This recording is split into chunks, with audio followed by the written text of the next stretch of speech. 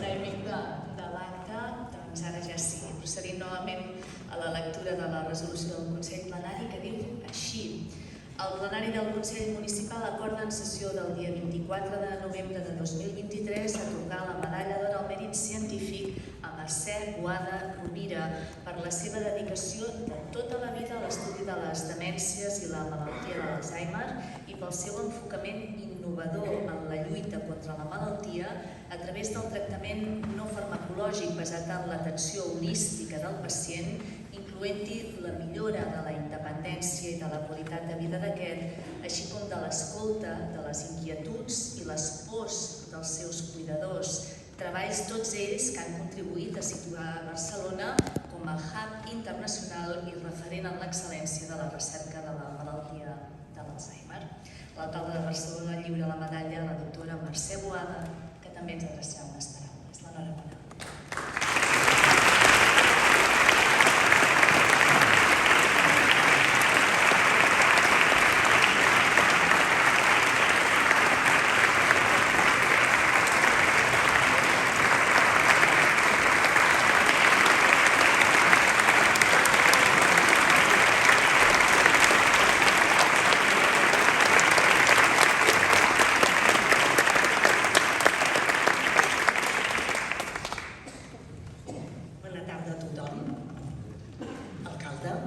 Consistori, guardonats, amics, a tots vostès per aquestes 2 hores que avui ens dediquen i que realment ens fan un bon estat.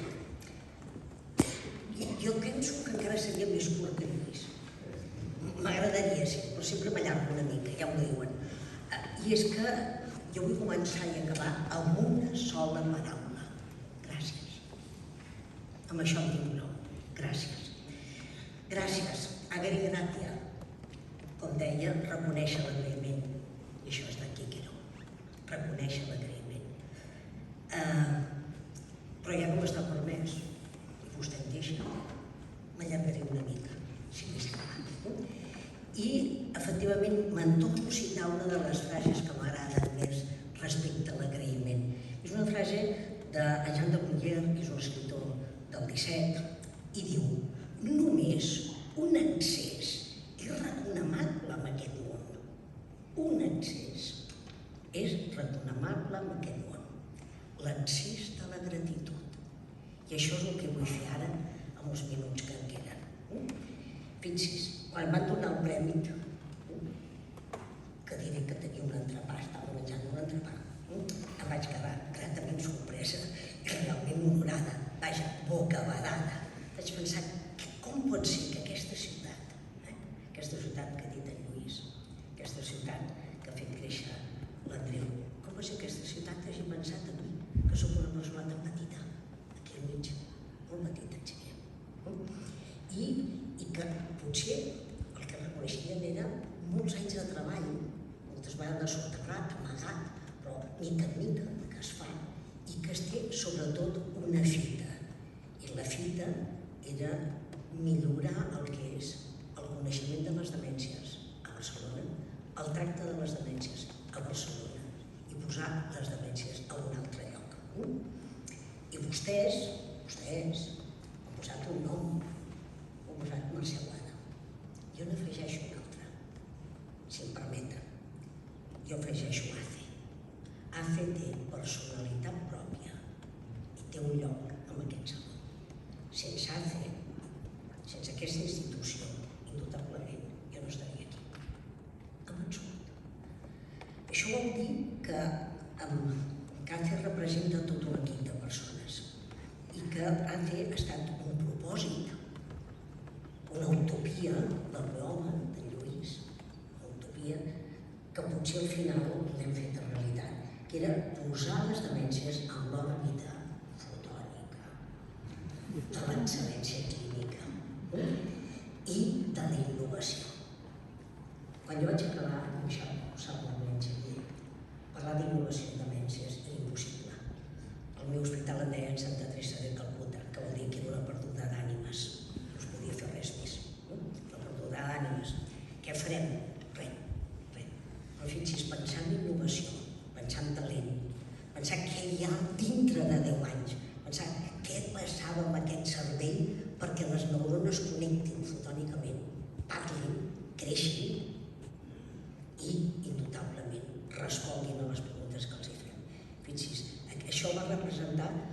entendre, sobretot a MACE, el que és la transversalitat del coneixement.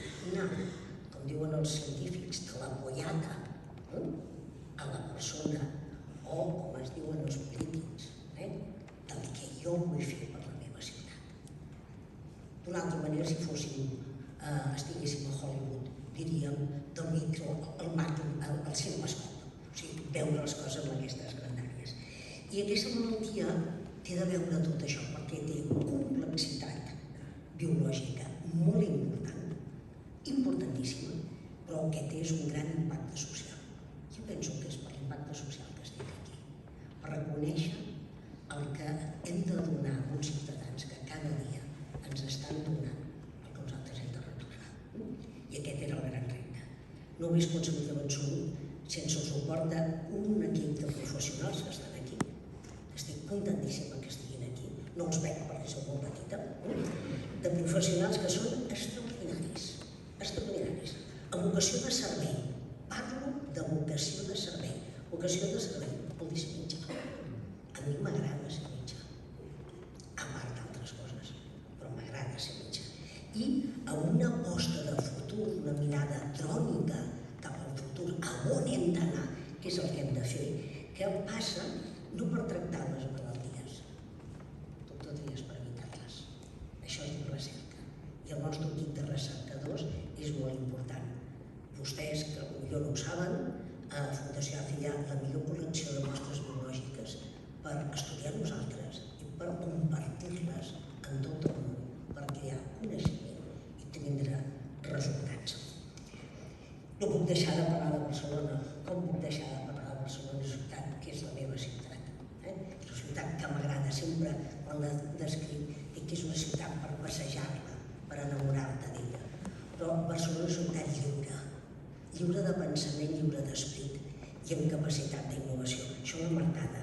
I si afegim universitats, si afegim gran ciència, què tenim? Tenim una ciutat amb un futur fantàstic.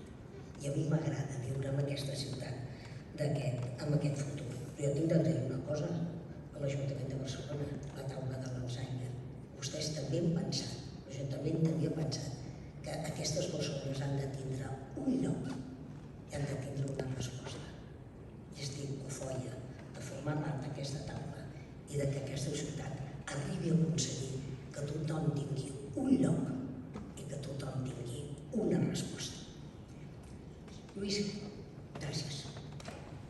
Gràcies perquè hem tingut un recorregut llarg, llarg. Hem pujat, no sé si cadenes, hem baixat, no som escaladors, ni som ciclistes caps dels os, però realment ens ha costat una mica arribar-hi. Però al final estem on estem, els dos junts.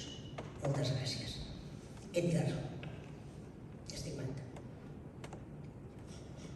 ets el que tinc, el més gran que tinc. I no tan sols vull dir-te que és el més gran que tinc, sinó que t'haig de donar les gràcies. I t'haig de donar les gràcies pel que he dit en Xavier, perquè no t'he donat temps. Potser m'he robat altres coses. M'he robat això que volia fer, aquestes utopies, no t'he robat temps, aquestes manies, manies persecutòries que tinc, de voler arribar, però tu sí que me n'has donat de temps. Me l'has regalat, i m'ha regalat dos fills fantàstics. I aquest és un gran regal.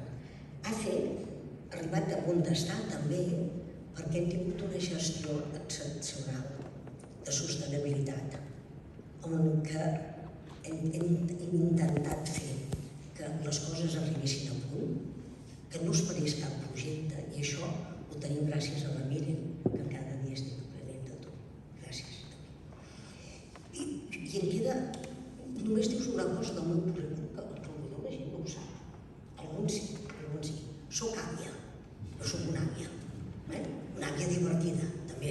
Podria dir que soc una àvia divertida. Tinc una neta que diu que no sé fer croquetes. No en surten bé, les tinc a comprar. Però a mi és igual, faig altres coses. Fins i tot, soc àvia de 8 nets. Un d'ells, l'Aritz, estava rodant voltes per l'Alt del Sant Martí en moto, potser la besàvia hi va al darrere i estarà esperant el dia que em toqui parlar amb ell per veure com ha sortit això, si ha sortit rodó i posar blanc i negre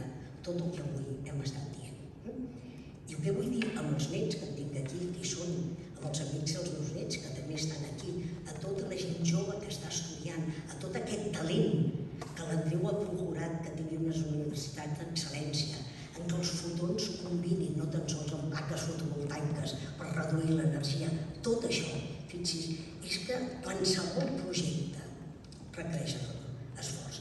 Qualsevol projecte no tan sols se li ha de donar esforç, sinó que té altres coses, fixi's. Té de tindre il·lusió, s'ha parlat molt de l'il·lusió, s'ha de tindre il·lusió, entusiasme, passió per les coses. Està enamorat del que estic. Vostès estan enamorats de l'Ajuntament. Jo estic enamorat del que estic fent, a part de moltes coses, tinc molts amors. Enamorat de la passió de la vida i, sobretot, que durant aquest temps, amb aquest propòsit de tindre un projecte de futur, es prenguin un risc, siguin honestos. S'ha parlat avui de l'honestitat. Que ensenyin i aprenguin constantment. S'ha d'aprendre constantment. S'ha de compartir el coneixement. Si no es comparteix el coneixement, no podem créixer. Mai podrem tornar a la societat, el que la societat ens dona. I sobretot, en ciència, com en qualsevol condició de la vida, s'ha d'aprendre a demanar perdó i a perdonar. I com no, tindre sempre un accent